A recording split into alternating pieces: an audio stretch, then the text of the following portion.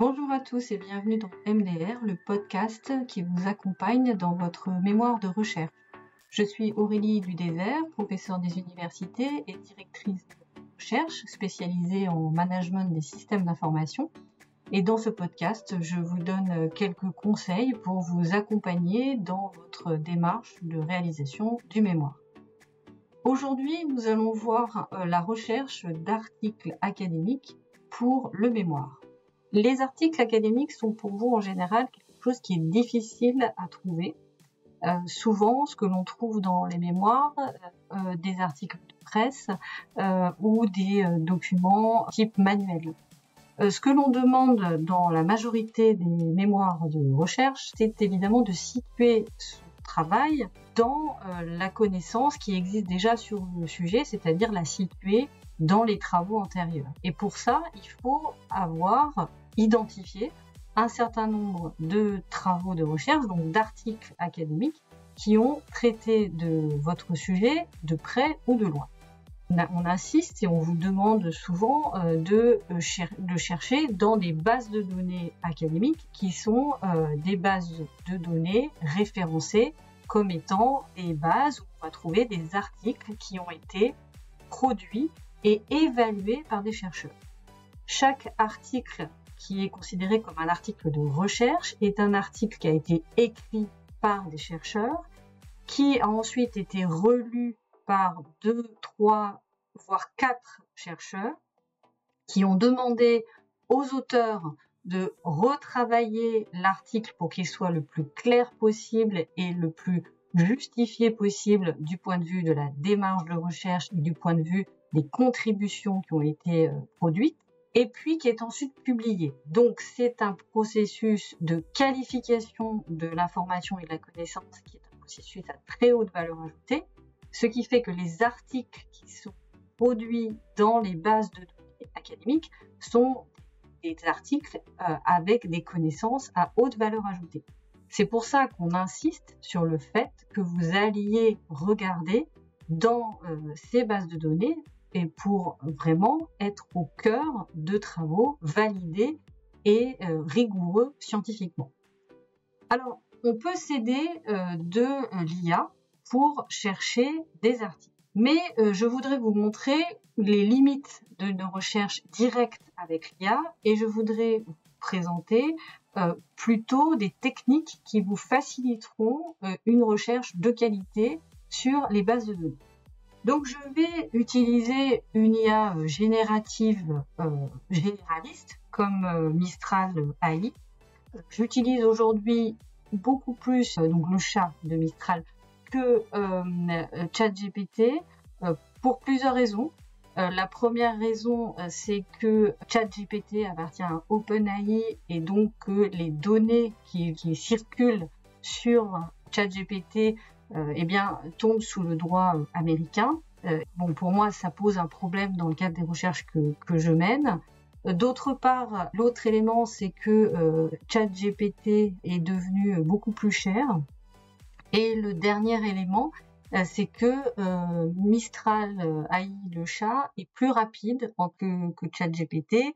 Alors, il y aurait encore un autre élément qui compte aussi pour moi, c'est que Mistral AI serait moins impactant en termes d'empreinte carbone.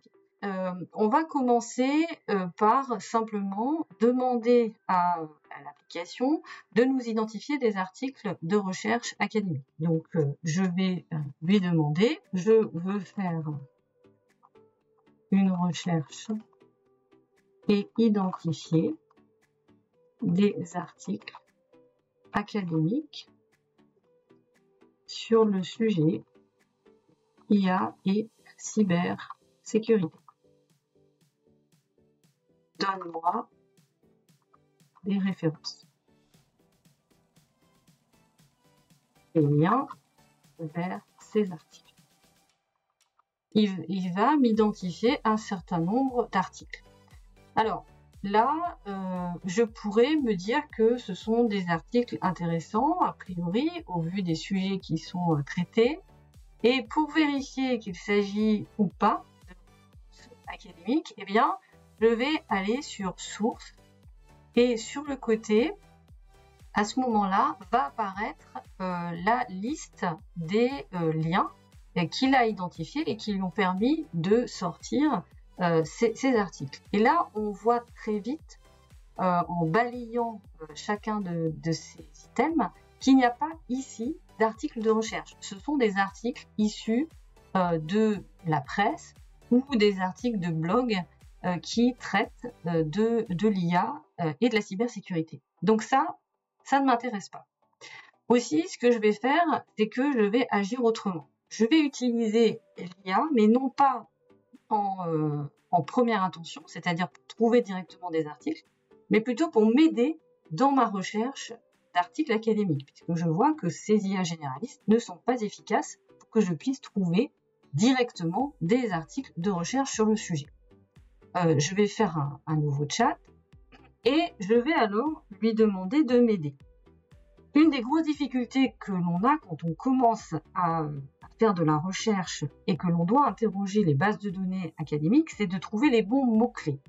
Alors, c'est une difficulté qu'on va trouver dans tout le parcours de recherche que l'on peut avoir, à n'importe quel niveau, mais que, évidemment, est beaucoup plus sensible quand on commence la recherche. Les bases de données académiques sont toutes en anglais. Il y a quelques bases de données en français, mais elles sont très peu nombreuses, et en tout cas dans le domaine du management des systèmes d'information, qui est le domaine dans lequel je suis spécialisée, il y en a très peu. Donc, il faut interroger les bases de données en anglais. La difficulté, c'est que parfois, on ne connaît pas les termes qu'il faut employer. Il faut donc trouver les bons mots-clés. Et c'est là que l'IA peut être intéressante, c'est qu'elle peut m'aider à identifier les bons mots-clés.